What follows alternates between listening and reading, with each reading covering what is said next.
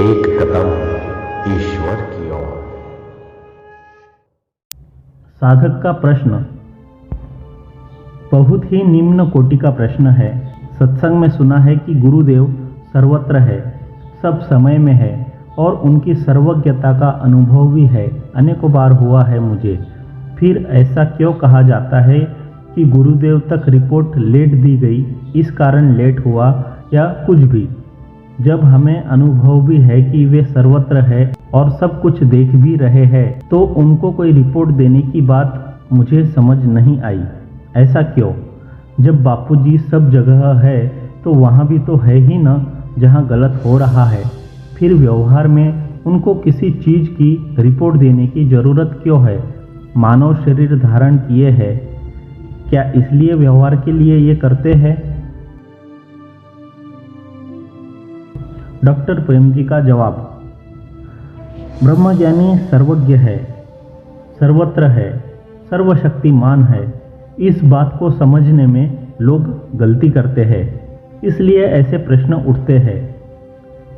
पहली गलती तो यह करते हैं कि वे एक शरीर में ही ब्रह्मज्ञानी को मानते हैं, और जैसे कोई एक शरीर में बैठा हुआ अज्ञानी इतिहास का, तो कोई भूगोल का, तो कोई भौतिक विज्ञान का, तो कोई संगीत का ज्ञानी होता है, वैसे ही ब्रह्म नाम के विषय का ज्ञानी भी एक शरीर में ही बैठा हुआ है। जगत की चीज़ों को जानने वाला उससे अलग रहकर जानता है, वैसे ब्रह्म को जानने वाला भी ब्रह्म से अलग रहकर जानता होगा। यह गलत धारणा है। उपनिषद कहती है, ब्रह्मवित् ब्रह्मेव भवति। ब्रह्म को जानने वाला ब्रह्म ही होता है।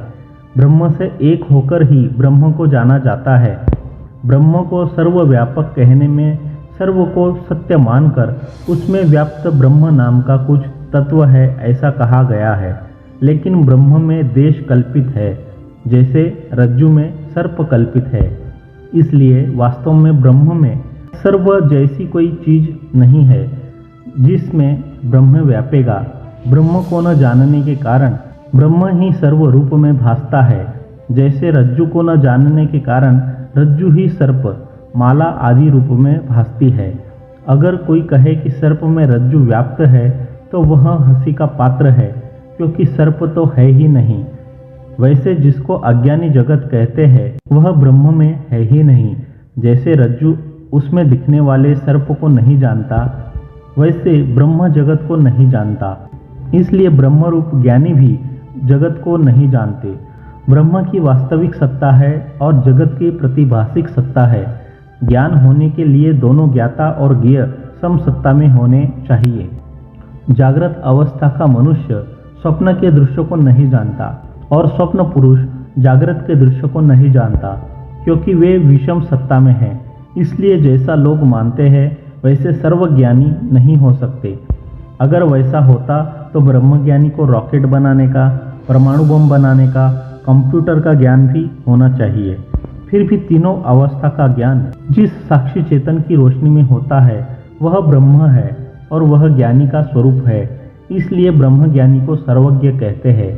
यानी ब्रह्म ज्ञानी में सर्व कल्पित है, इसलिए वह सर्व है, और सर्व ज्ञान स्वरूप होने से ज्ञानी सर्वज्ञ है। यानी ज्ञानी सर्व को सर्व रूपों के द्वारा जानता है। अभी प्रेसिडेंट डोनाल्ड ट्रंप क्या कर रहा है वह ज्ञानी ट्रंप के अंतःकरण के द्वारा जानते हैं, और व्लादिमीर पुतिन क्या कर रहा है वह पुतिन के अंतःकरण के द्वारा ज्ञानी जानता है। यानी दोनों के अंतःकरण में जो जानने वाली सत्ता है वह ज्ञानी का स्वरूप ब्रह्म ही है। अगर किसी ने ब्रह्म ज्ञानी को भी एक शरीर से जुड़े हुए एक अंतःकरण के रूप में मान रखा हो तो वह उसकी गलत धारणा है। ऐसे किसी एक अंतःकरण के द्वारा किसी को सर्व का ज्ञान नहीं हो सकता, क्योंकि प्रत्येक अंतःकरण की जानने की एक सीमा है, जैसे प्रत्येक आँख की एक सीमा होती है।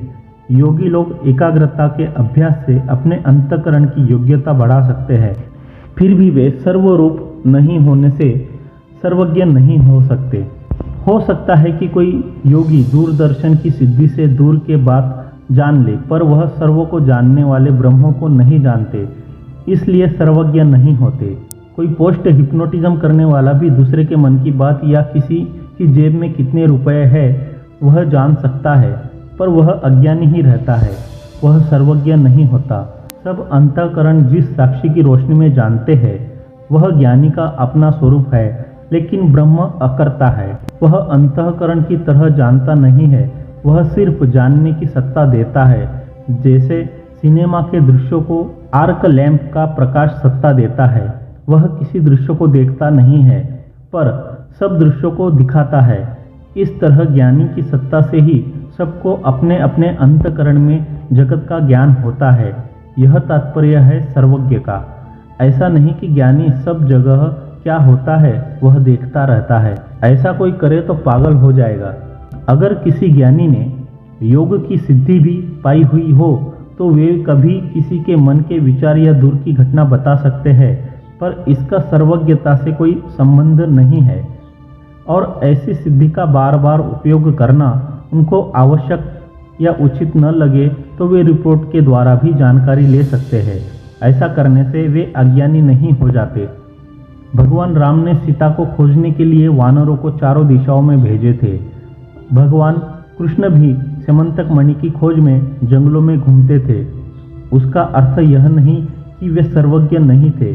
अगर ज्ञानी सर्वज्ञ है, इसलिए उनको किसी से रिपोर्ट लेना नहीं चाहिए, ऐसा कोई माने तो किसी भी अवतार या महापुरुष को किसी को कुछ पूछना ही नहीं चाहिए। आपके पास बंदूक या रिवॉल्वर हो तो उसका उपयोग आप खटमल को मारने के लिए या चूहा मारने के लिए करोगे क्या? वैसे सिद्धि प्राप्त महापुरुष भी एक राहगीर से एक पते तक जाने का रास्ता यह पूछ सकते हो तो उसके लिए सिद्धि का उपयोग नहीं करेंगे।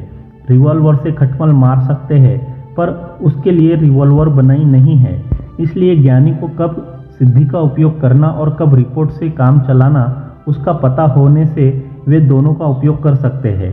किसी सिपाही ने खटिया में सोते समय खटमल के काटने पर भी रिवॉल्वर से उसको नहीं मारा, उसका अर्थ यह नहीं कि उसके पास रिवॉल्वर नहीं है या रिवॉल्वर से खटमल मारने का सामर्थ्य नहीं है। कब कहाँ किस साधन का कितना उपयोग करना यह एक सिपाही जानता है, तो ज्ञानी क्यों नहीं जानते? अज्ञानी को उनका व्यवहार समझ में न आए तो वह अज्ञानी का दोष है, ज्ञानी का नहीं। जब अज्ञानी ज्ञानी बनेगा तब उसे मालूम हो जाएगा कि ज्ञानी सर्वत्र होकर भी रिपोर्ट क्यों लेते हैं।